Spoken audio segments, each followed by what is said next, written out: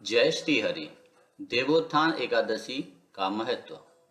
धर्मराज युधिष्ठिर कहने लगे, हे भगवान, मैंने कार्तिक कृष्ण एकादशी अर्थात रमा एकादशी का सविस्तार वर्णन सुना। अब आप कृपा करके मुझे कार्तिक मास के शुक्ल पक्ष की एकादशी के विषय में बतलाइए। इस एकादशी का क्या नाम है तथा इसके व्रत का क्या विधान है? इसकी विधि क्या है? इसका व्रत करने से किस फल की प्राप्ति होती है? कृपया यह सब विधान पूर्वक कहिए।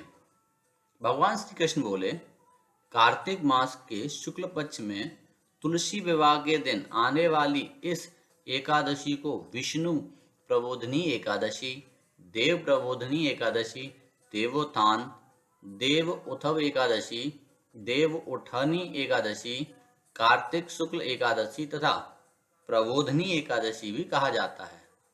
यह बड़े बड़े पापों का नाश करने वाली है। इसका महात्म्य मैं तुमसे कहता हूँ, ध्यान पूर्वक सुनो। देवोत्थान एकादशी व्रत कथा। एक राजा के राज्य में सभी लोग एकादशी का व्रत रहते थे। प्रजा तथा नौकर चाकरों से लेकर पशुओं तक को एकादशी के दिन अन्न नहीं दिया जाता था। एक दिन किसी दूसरे राज्य का एक व्यक्ति राजा के पास आकर बोला, महाराज, कृपा करके मुझे नौकरी पर रख लें। तब राजा ने उसके सामने एक शर्त रखी कि ठीक है, रख लेते हैं, किंतु रोज तो तुम्हें भोजन मिलेगा, किंतु एकादशी को अन्न नहीं मिलेगा।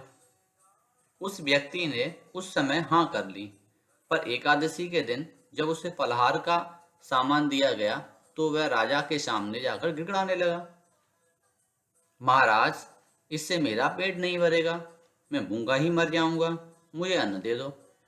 राजा ने उसे शर्त की बात याद दिलाई, पर वह अन्न छोड़ने को तैयार नहीं हुआ।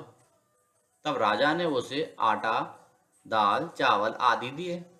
वह नित्य की तरह नदी पर पहुंचा और स्नान कर भोजन पकाने लगा। जब भोजन बन गया तो वह भगवान को बुलाने लगा, आओ भगवान, भोजन तैयार है, भोग लगा लीजिए। उसके बुलाने पर पीताम्बर धारण किए भगवान चतुर्भुज रूप में आ पहुंचे। तब प्रेम से उसके साथ भोजन करने लगे। भोजन आदि करके भगवान अंतर्ध्यान हो गए तथा वह अपने काम पर चला गया। 15 दिन बाद अगली एकादशी को वह राजा से कहने लगा कि हे महाराज, मुझे दुगना सामान दीजिए। उस दिन तो मैं भूखा ही रह गया।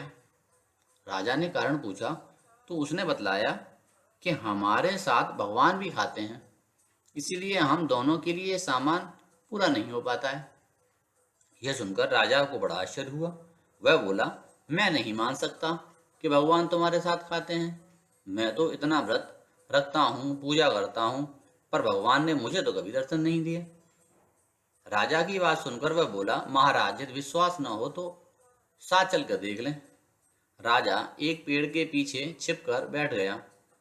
उस व्यक्ति ने भोजन बनाया तथा भगवान को शाम तक पुकारता रहा, परंतु भगवान न आए। अंत में उसने कहा, हे भगवान, यदि आप नहीं आए तो मैं नदी में कूदकर प्राण त्याग दूंगा। लेकिन भगवान नहीं आए। तब वह प्राण त्यागने के उद्देश्य से नदी की तरफ बढ़ा।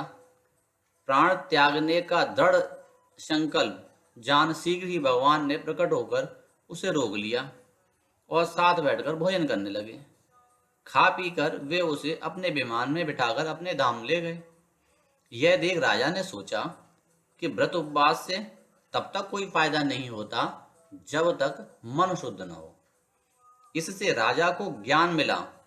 वह भी मन से व्रत उपवास करने लगा और अंत में स्वर्ग को प्राप्त हुआ।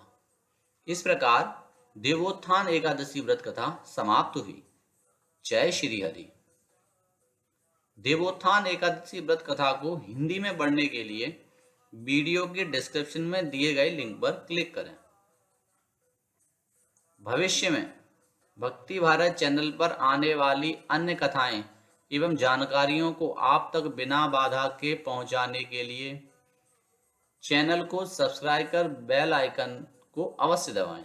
धन्यवाद।